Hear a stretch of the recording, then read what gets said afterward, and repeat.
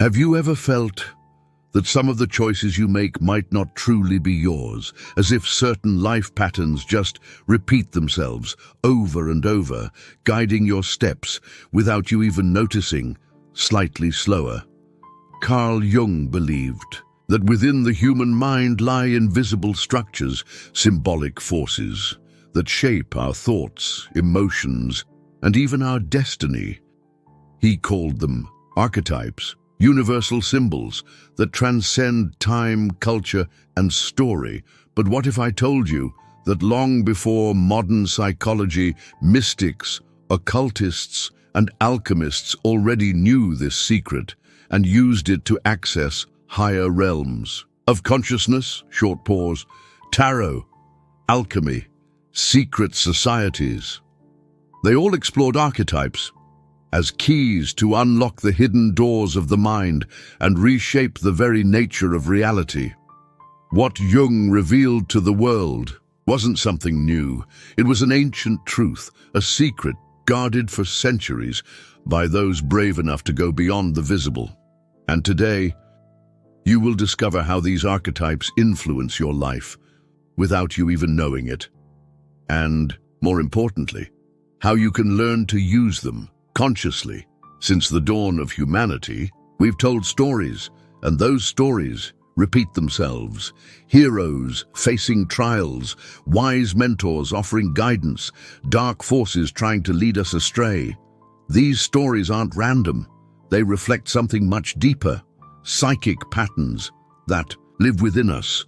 Jung called them archetypes. He also spoke of the collective unconscious, a vast symbolic memory bank shared by all of humanity. And it's within this unseen realm that the archetypes dwell: the hero, the shadow, the wise old man, the great mother. You'll find them in ancient myths, in religion, in dreams, and yes, even in your favorite movies. Luke Skywalker, Neo, Moses, they all carry the energy of the hero. Villains, nightmares, the parts of yourself you try to hide, that's the shadow. These are not just stories, they are reflections of you. But the mystics knew this long before Jung. They didn't just understand archetypes, they used them in rituals of initiation, in magical symbols, in talismans, mirrors, mandalas, and, above all, in the tarot, a sacred journey of the soul through archetypes. Each card is a mirror: the fool, the magician, the empress, the hermit, each one a stage in your inner evolution.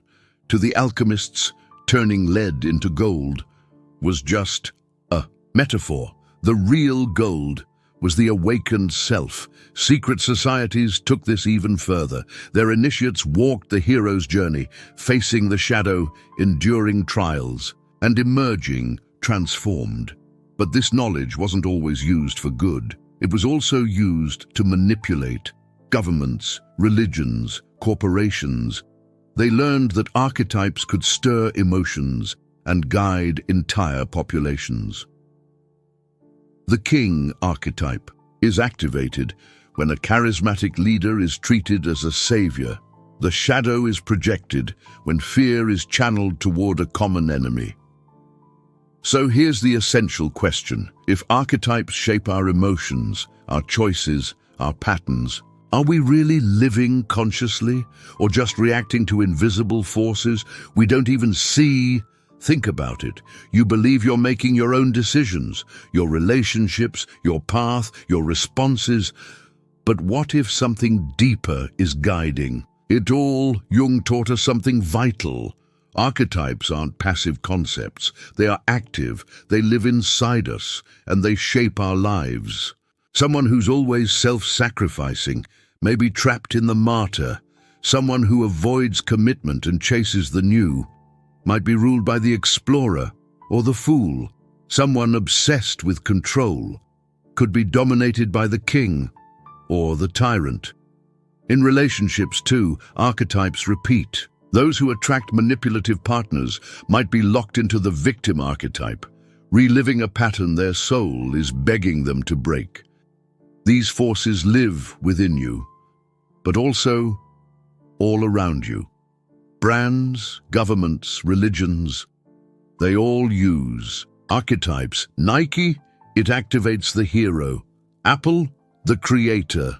In moments of chaos, governments play the protector, and you respond without even realizing it. But what if you could flip the script? What if instead of being used, you could use them? The first step is self-observation. What patterns keep showing up in your life? What roles do you keep playing? What characters fascinate you? What films touch you deeply? What symbols appear? In your dreams, these are clues, archetypes reaching out, trying to be seen. The key is not to fight these forces, but to integrate them. If you're too logical, awaken the dreamer. If your life is chaotic, invite the sage. Balance is found when you know the forces moving through you, and when you do, you begin to live consciously. So here's your challenge. In the next few days, observe. Notice the symbols, the patterns, the characters that appear in your life, in your dreams, in the stories that move you, in the situations that keep repeating. What archetypes are trying to speak to you? What is your psyche trying to reveal? If something resonates, share it in the comments, because your journey might just awaken someone else's. And maybe, for the first time, you'll feel like you're in control. Because when you understand the archetypes, you begin to understand yourself, and nothing is more liberating than that.